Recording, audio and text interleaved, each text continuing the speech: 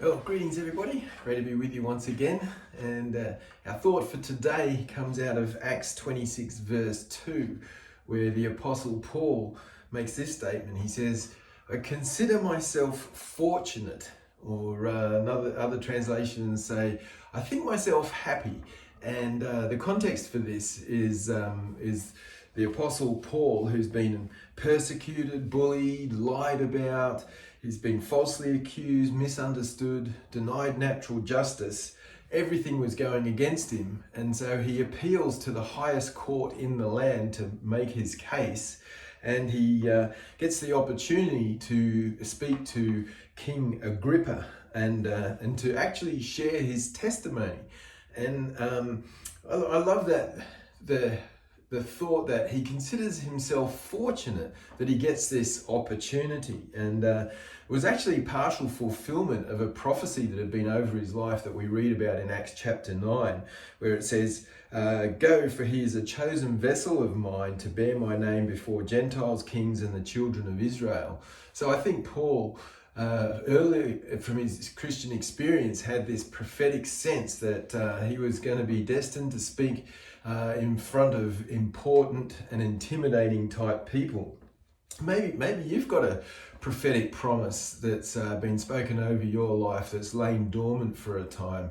The time will come when that prophetic promise will come to pass, and sometimes we've got to wrestle those prophetic things into reality in our life. But anyway, Paul stood before this man Agrippa, whose great-grandfather had tried to kill Jesus as a baby. His grandfather had John the Baptist beheaded. His father had martyred the first apostle, James. And so Agrippa's family of origin was very anti-Christian and very intimidating. But Paul considers himself fortunate to be standing in front of this guy, to share his message and share his testimony.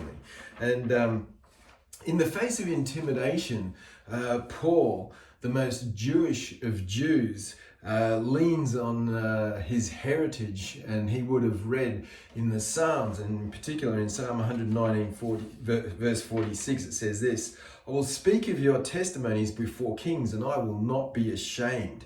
And so he proceeded unashamedly and in the face of intimidating kind of presence to share the salvation story, his salvation story, and to draw Agrippa into part of that salvation story. And Paul almost convinces Agrippa to become a Christian. We read that statement in Acts 26:28, where he says, you've almost convinced me to become a Christian.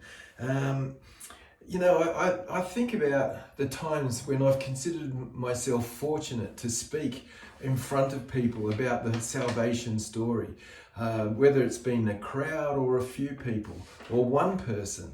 I consider myself fortunate that I actually got to lead my father to Christ, leading him in a salvation prayer 10 days before he passed away. I'd been praying and believing for that moment, that opportunity, for over 44 years. And I considered myself fortunate to be able to have that opportunity. I consider myself fortunate to have stood in front of crowds of unbelievers, maybe at a Christmas event, and just presenting the gospel message, and which is part of the overall salvation narrative. And so I consider myself fortunate to have these opportunities. I consider myself fortunate to have had the opportunity to share my faith with workmates and unbelievers. What about you? Do you consider yourself fortunate to have the opportunity, or to be in the world of people that you can actually share the salvation story? I think that God makes a way for us to consider ourselves fortunate, and share our part of the salvation narrative when we're ready and when the time is right. And so the question I put to you today is, are we living our lives in a manner that will eventually invite the opportunity to speak before people of influence, before kings like the Apostle Paul did, earning the right to be heard? That's such a key element of our Christian walk and our testimony, is that we actually earn the right to be heard. And it may take decades to earn that right. But when it happens, are you ready, and do you consider yourself fortunate? And I hope that you do. And I hope that when, like Paul, you have an opportunity to speak in front of people of influence, that you will consider yourself fortunate and take the opportunity. God bless you this week, and I pray that you will look for those opportunities and consider yourself fortunate that you have a part of the salvation message to share. God bless you, and we'll see you again real soon.